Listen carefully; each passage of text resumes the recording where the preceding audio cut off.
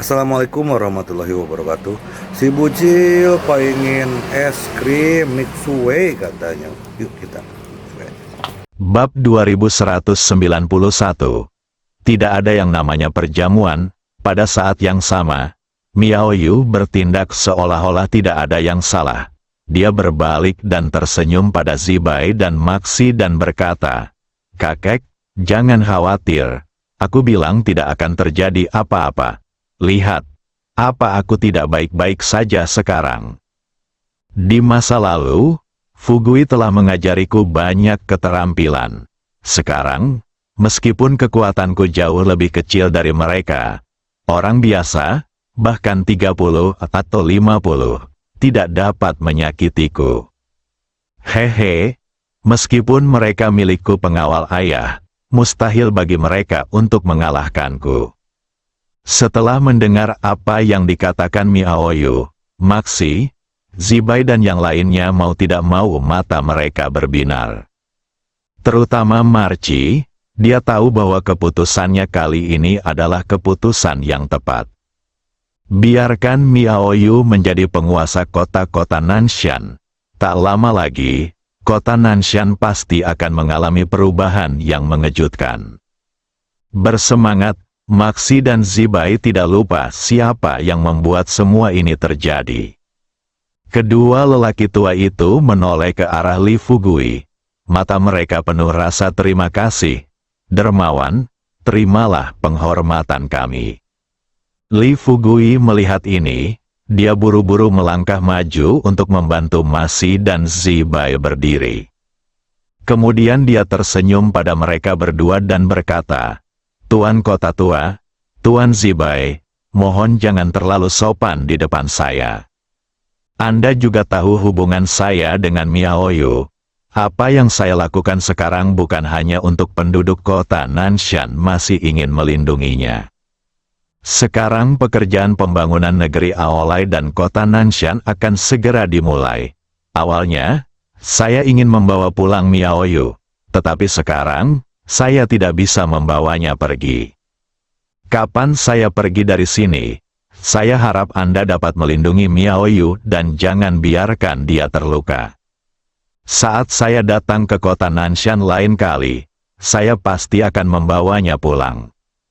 Setelah berbicara, Li Fugui meliriknya, waktu, dan lalu berkata dengan sungguh-sungguh kepada beberapa orang, "Sekarang belum terlalu pagi. Kita akan berangkat ke kapal saat hari mulai gelap. Saya ingin berbicara sedikit dengan Miao Yu secara pribadi selama sisa waktu." Kali ini, adapun Zibai, Maxi dan yang lainnya, wajah mereka tampak sedih saat ini, dan mereka buru-buru berkata kepada Li Fugui, Oke, kalau begitu pergilah dan bicara." Li Fugui membawa Miao Yu ke kamar mereka, dan segera ke pintu dia dikurung. Miao Yu membuka tangannya dan langsung memeluk Li Fugui ke dalam pelukannya. Li Fugui menundukkan kepalanya tanpa ragu, dan langsung mencium bibir merah Miao Yu dengan bibir tebalnya. Tidak ada perjamuan yang berlangsung selamanya. Dibandingkan dengan terakhir kali mereka pergi ke Tianxia, kunjungan mereka ke Haijiao penuh dengan manfaat. Belum lagi menemukan 1000 palladium darah naga untuk saat ini. Yang terpenting Li Fugui memiliki skill lain. Walaupun skill ini jarang digunakan di saat normal, namun di saat kritis pasti bisa menyelamatkan nyawanya. Di samping itu, setiap orang yang datang juga mendapatkan sesuatu. Di kapal, setelah King Qiong dan Teng She memasuki kamar pengantin bersama Ma Sai Hua dan Maru Hua, mereka tidak sabar untuk mengajak kedua gadis itu melihat kamar segera setelah mereka naik perahu. Kapal sedang dalam perjalanan kembali ke Tiongkok. Sky dan Soaring Snake, 9 dari 10, semuanya ada di ruangan bersama Marcel Flower dan Maru Hua. Setelah beberapa hari berlayar, pada malam kapal tiba di pelabuhan kota Yanjing. Li Fugui memanggil semua orang. Dari ketiga senjata ajaib tersebut, kini mereka telah menemukan 2. hanya menyisakan yang terakhir, cermin Jiu Jiu Guiyi, yang terletak di jurang bumi. Untungnya, benda ini sekarang ada di Tiongkok, dan mereka sudah tahu di mana benda itu disembunyikan. Setelah menjelaskan situasinya secara singkat kepada semua orang, Li Fugui berkata dengan percaya diri, 3 hari? Kali ini kita hanya dapat menggunakan paling banyak 3 hari untuk menemukan cermin 99 Guiyi. Senjata ajaib terakhir, bawa kembali ke desa Xiaoxi, buka segelnya, dan selamatkan semua orang di desa. Setelah Li Fugui selesai berbicara, Hua Duoduo berkata dengan cemas saat ini, Fugui, jangan terburu-buru menetapkan waktu untuk semua orang. Coba saya lihat, semuanya memiliki variabel. Meskipun kita sekarang tahu bahwa cermin Jiu Jiu Guiyi terletak di Universitas Yanjing, tetapi Universitas Yanjing ada begitu besar, di mana kita akan menemukan cermin ini. Li Fugui sedikit mengernyit dan berkata dengan serius, menurutku ini tidak serumit yang kamu kira. Menurut informasi yang kami temukan, cermin Jiu Jiu Guiyi adalah satu-satunya terletak di Abyss of the Earth. Saya rasa setelah sampai di Universitas Yanjing, kita hanya perlu mencari pintu masuk ke Abyss of the Earth, lalu berdiskusi dengan sekolah untuk memberikan waktu 1 atau 2 hari kepada semua guru dan siswa akan mengambil cermin itu secepat mungkin. Keluar saja.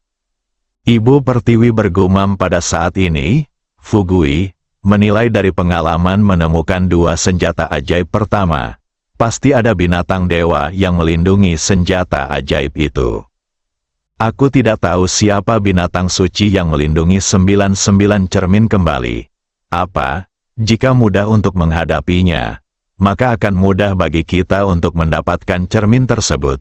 Tetapi jika tidak mudah untuk menghadapinya, maka akan mudah bagi kita untuk mendapatkan cermin tersebut. Lokasi operasi kami berada di pusat kota.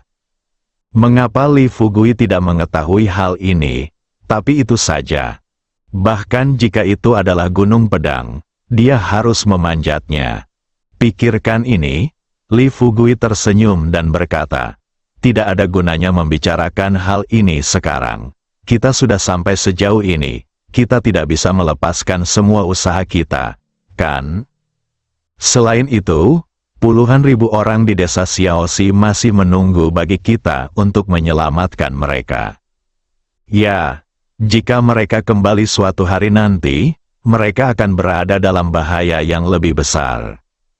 Chang Qiong menguap saat ini dan berkata dengan sedikit lelah, saudaraku, menurutku saudari Ibu Bumi pasti tahu ini. Alasan mengapa dia menaruh apa yang ada di dalam hatinya.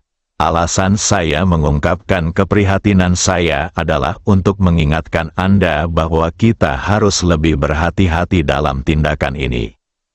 Li Fugui tersenyum dan berkata, itu pasti saya menelepon semua orang di sini hari ini hanya untuk membahas secara singkat rencana tindakan selanjutnya.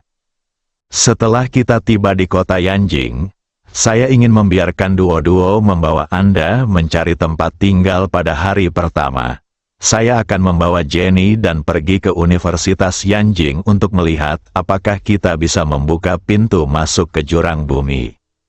Jika kami dapat menemukan pintu masuknya pada hari pertama, kami akan berdiskusi dengan pihak sekolah keesokan paginya dan meminta mereka mengeluarkan pemberitahuan untuk memberikan libur kepada guru dan siswa pada hari itu.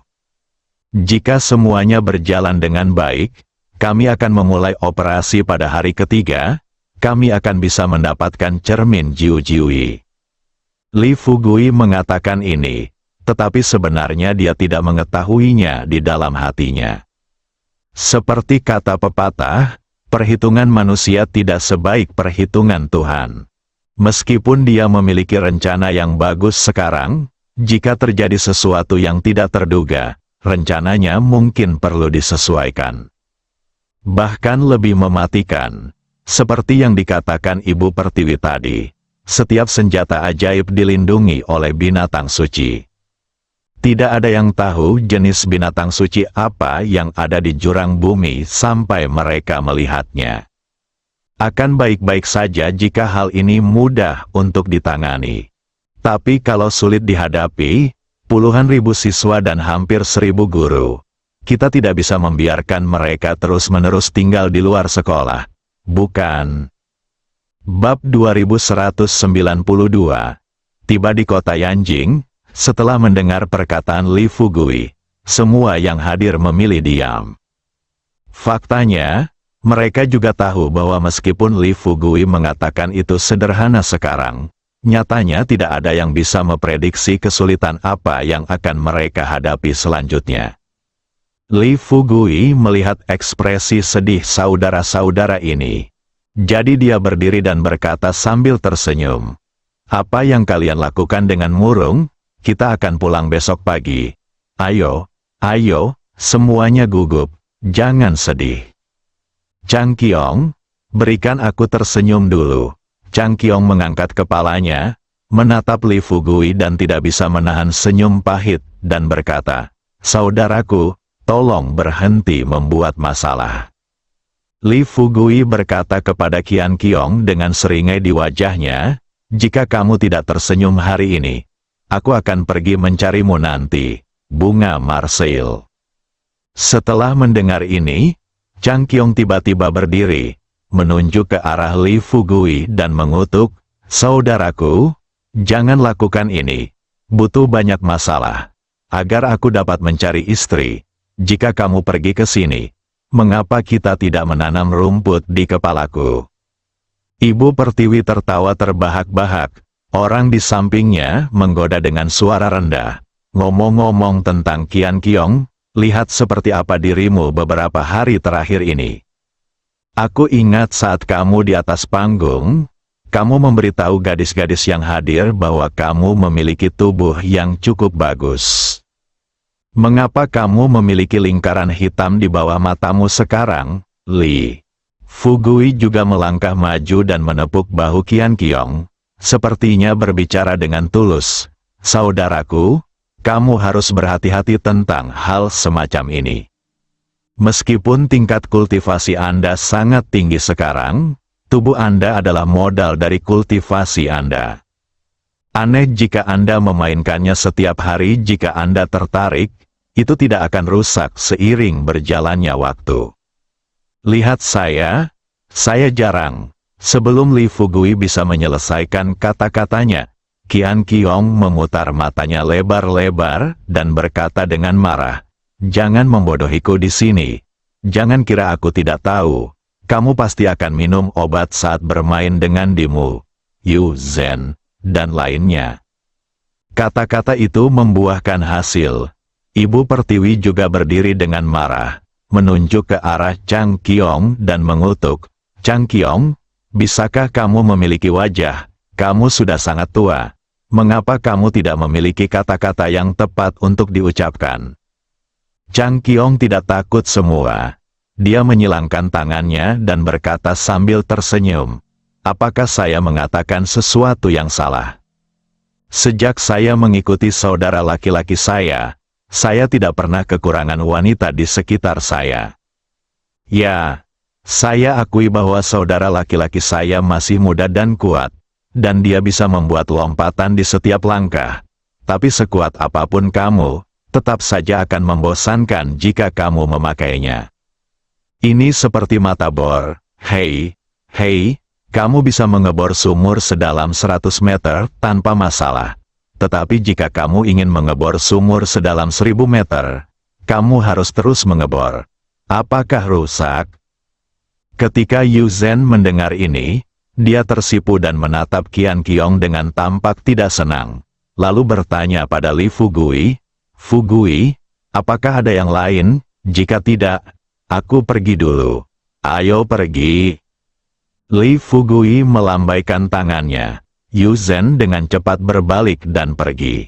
Hua Duo dan Jenny juga berbalik saat ini dan mengikuti Yu Zhen pergi. Hanya Ibu Pertiwi yang tersisa. Melihat Chang Qiong masih mengoceh, Dia mengepalkan tangan merah mudanya dan mengumpat tanpa daya pada Chang Qiong. Chang Qiong, dasar bodoh, teruslah bicara omong kosong. Jika kamu benar-benar tidak bisa berdiri di masa depan, biarkan aku melihat apa kamu melakukannya. Li Fugui berkata sambil tersenyum, tidak masalah. Jika dia benar-benar tidak tahan suatu hari nanti, aku akan menemukan jalan untuknya. Chang Qiong melihat raut wajah Li Fugui. Setelah tersenyum sialnya, mau tak mau aku merasa gugup lagi. Dia segera menghilangkan senyuman di wajahnya, lalu dengan cepat mendekati Li Fugui dan berkata dengan perasaan bersalah, "Saudaraku, aku baru saja bercanda denganmu, jadi jangan marah.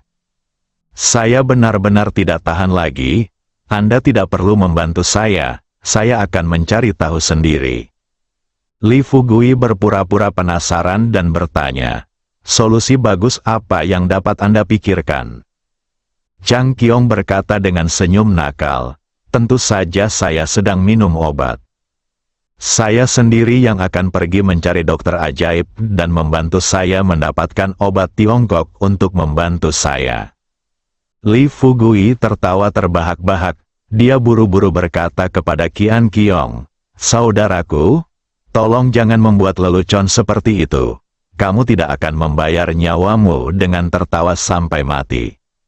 Jangan khawatir, tubuh dan tulangmu masih cukup bagus.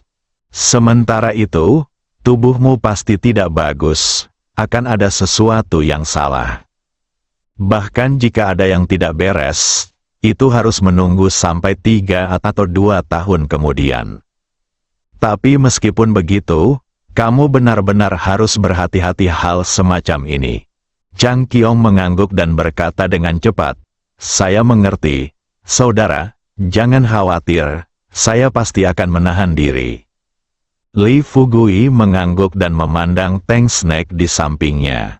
Sebelum Li Fugui dapat berbicara, Teng Si buru-buru berkata, "Tuan, jangan khawatirkan saya, Ruhua masih sangat perhatian." Setelah bercanda dengan Chang Qiong dan yang lainnya, Li Fugui kembali ke kamar kapal untuk beristirahat lebih awal. Setelah 1 malam, kapal tiba di pelabuhan Yanjing. Hua Duo telah mengatur personel tanggapnya. Tim kelima yang bermarkas di Yanjing merupakan tim ke-6. Kaptennya bernama Song Pingping. Pada game ke-6 sebelumnya ia cukup mendominasi.